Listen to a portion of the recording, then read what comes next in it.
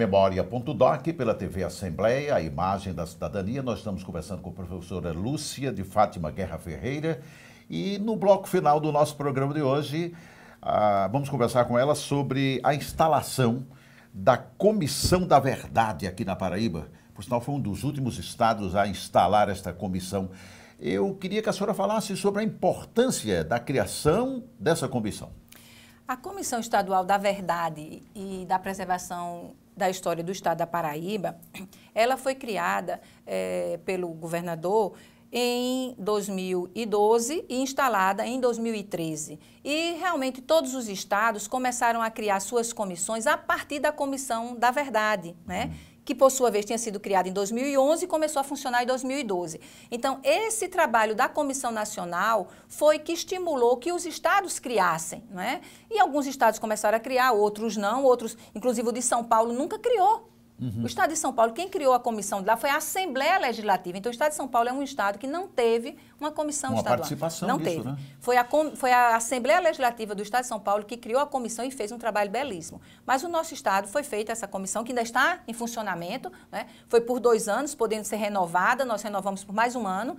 Então, o nosso mandato termina em março. A senhora integra? Eu integro essa comissão juntamente com um colega de Departamento de História da Universidade Federal da Paraíba, o professor Fábio Giovanni. Integra também o professor Fábio Freitas, que é da UFCG, a professora Iranice Muniz, que é professora do UNIP, mas que também ela é assessora do Memorial das Ligas Camponesas.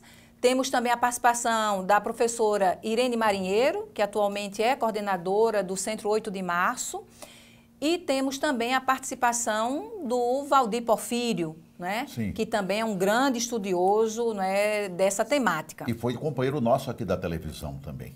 Pronto, ele é uma figura que tem um grande conhecimento porque ele participou ativamente fazendo processos, né, para aqueles que queriam anistia. Então, veja, com relação à nossa Comissão Estadual da Paraíba, o trabalho que nós começamos a desenvolver foi primeiro de prospecção documental, de encontrar fontes, né? O primeiro foco nosso foi justamente o conjunto documental da DOPS, que é a Delegacia de Ordem Política e Social, que era aquela delegacia que investigava, que fichava as pessoas. Então, nós tivemos acesso a toda essa documentação, são mais de 6.000 fichas, né? De pessoas que estão lá, né, registradas, que de alguma forma eram consideradas subversivas, mas mesmo assim nós vimos que era uma documentação ainda muito pequena. Então a comissão começou a fazer contato com outros acervos, então nós encontramos muita documentação sobre os paraibanos no Arquivo de Pernambuco, no Arquivo do Rio de Janeiro, no Arquivo Nacional. Então a comissão fez esse mapeamento e conseguiu essa documentação digitalizada. Então nós estamos com um grande acervo documental do que se conseguiu na Paraíba e do que se conseguiu nesses outros pontos do Brasil. Só que, para além dessa documentação oficial, essa documentação, né, impressa, nós também começamos a trabalhar com audiências públicas, justamente para que as pessoas dessem o seu depoimento de público do que foi, né, esse enfrentamento com a ditadura militar. E quais os primeiros depoimentos que a senhora lembra, assim? Quais os primeiros? Então, nós começamos, né, com João Moraes, Sim. que hoje é deputada por Minas Gerais, né, Sim. mas que é uma paraibana, Maria do Socorro Moraes, que é como ela era mais conhecida, e que ela sofreu, foi exilada, né, e hoje se desenvolveu a sua vida política em Minas Gerais. Então, é uma pessoa, né, do PCdoB com grande destaque nacional. E foi aqui estudante aqui perseguida. Então, foi uma das primeiras que nós fizemos. Mas nós selecionamos, né, pessoas das mais diversas áreas, sindicalistas, professores, né, estudantes. Então, se procurou fazer esse apanhado das diversas áreas, dos diversos segmentos, né, que sofreram. Então, por isso que a comissão trabalhou com mulheres, a questão de gênero, como foi a perseguição às mulheres. Nós trabalhamos com os camponeses, como foi a perseguição, né, com os camponeses. Trabalhamos com os sindicatos, trabalhamos com os servidores públicos, trabalhamos também com relação aos mortos e desaparecidos, com a perseguição na universidade. Nós fizemos 10 grupos de trabalho, justamente para dar conta desse mundo todo que sofreu com a ditadura militar. Entre os camponeses, quais nomes que a senhora poderia citar? Pois é, com relação aos camponeses, nós temos a grande questão dos desaparecidos. Sim. Até hoje, os corpos, não é, de Pedro Fazendeiro e de Nego Fuba, né, não apareceram. Então, esse é um dado que a família até hoje procura esses corpos e eram líderes camponeses. E uma das grandes, vamos dizer, ações que a comissão fez foi tentar ouvir a família.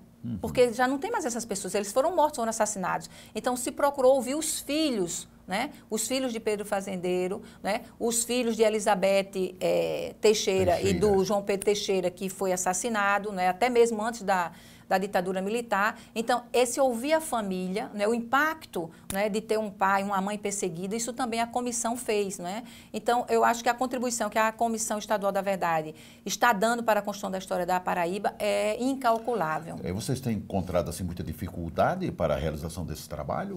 Olha, com relação a essas audiências, algumas pessoas não conseguem falar de público, né? Pedem para falar mais reservadamente. A emoção, o trauma de quem realmente foi torturado, não é fácil expor isso. Então, muitos não têm coragem de falar.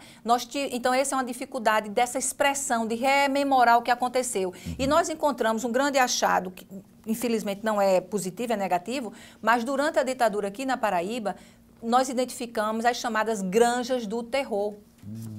Em Campina Grande, existiam granjas de pessoas que não eram militares e que deram o espaço da sua granja para servir de local de tortura, já que a delegacia, uma prisão na rua, poderia... Era muito público. Então, se descobriu várias pessoas deram depoimento dizendo que foram torturadas em granjas. E se buscou tentar localizar essas granjas, mas pelo tempo já estão reformadas, outras já foram vendidas, não tem mais a característica. Sim. Mas isso foi as chamadas granjas do terror, local onde realmente a população civil, os empresários estavam colaborando com a repressão. Professora, a senhora falou nos camponeses, não é? E me veio assim, a ideia das ligas camponesas. E um ex-deputado aqui desta casa, de Epitácio Pessoa, ele foi caçado, por sinal, caçado pelos próprios companheiros da casa na época, que foi Assis Lemos. Vocês escutaram, ouviram, entrevistaram Assis Lemos? Sem dúvida. Inclusive, esse caso das ligas camponesas, dessa perseguição dos camponeses, tem uma importância nacional. Quando nós fomos fazer a nossa audiência pública, a Comissão Nacional da Verdade veio. Então, a nossa audiência sobre os camponeses foi uma audiência conjunta, Comissão Nacional e a Comissão Estadual, justamente pela relevância e pela repercussão dessa perseguição a essas pessoas. Inclusive, né, Assis Lemos, também nós ouvimos nesse mesmo momento a Elizabeth Teixeira e vários outros camponeses que sofreram muito fortemente com a ditadura militar. Agora, o que é interessante também ressaltar é que, para além desses grandes nomes que são da maior relevância, que sofreram muito com a ditadura, mas também a comissão procurou identificar outros camponeses anônimos.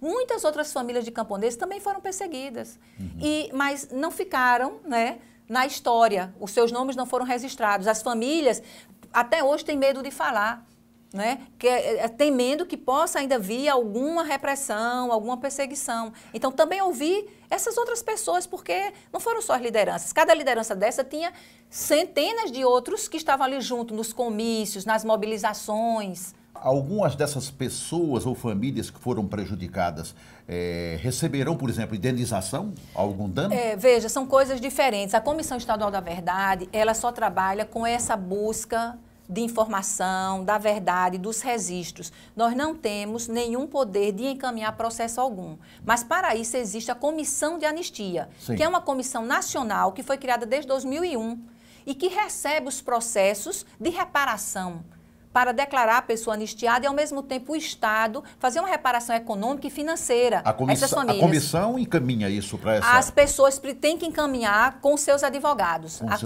A comissão não tem esse papel, não tem esse poder, não tem essa competência. Competência jurídica. Não tem. Mas, no período, quando foi criada a Comissão de Anistia, né, no começo dos anos 2000, nós tivemos aqui um deputado, Zenóbio Toscano, que ele colocou o seu escritório à disposição para fazer esses processos. Então, mais de 200 processos foram dados entrada, isso no começo dos anos 2000, com esse apoio do deputado, já que as pessoas não tinham como contratar, pagar um advogado. Então, ele colocou à disposição para abrir esses processos. Então, grande parte dos processos da Paraíba, que foram encaminhados à comissão e que tiveram aceito, né, ou reconheceram que aquela pessoa tinha sofrido e que merecia uma indenização, eles começam justamente com Zenóbio Toscano e o Valdir Porfírio, que era o seu assessor. Né? Então, foi lá que começou. Então, até hoje ainda surgem processos. certo? Que estão sendo dada entrada na comissão de anistia. Mas o grande foco foi nesse período que, assim, houve uma grande leva de processos solicitando essa reparação.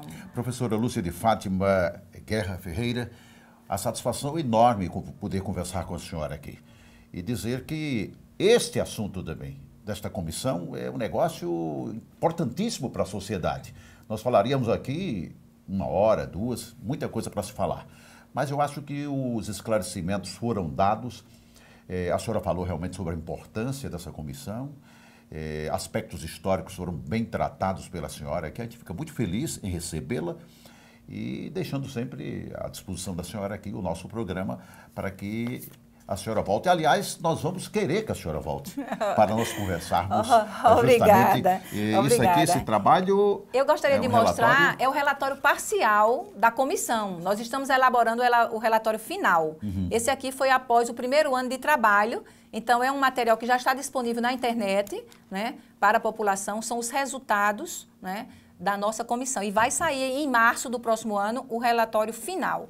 E temos várias outras publicações, né, que estão saindo, né, por conta desse trabalho, que é o exemplo também deste outro livro que foi publicado o ano passado, em 2014, O Golpe Civil Militar, né, e a Ditadura na Paraíba. Então, está havendo uma grande produção de material justamente para se tornar acessível, que a população possa ler. E nós queremos também, não só em livros, mas também com vídeos, pequenos vídeos, curtos, que possa estar dando acesso, principalmente aos estudantes, aos jovens e à população em geral, né, do que foi o trabalho da comissão, mas do que foi realmente a história da Paraíba nesse tempo. Professora, muito obrigado, não é? Uma alegria muito grande, repito, em recebê-la aqui no nosso Memória.doc.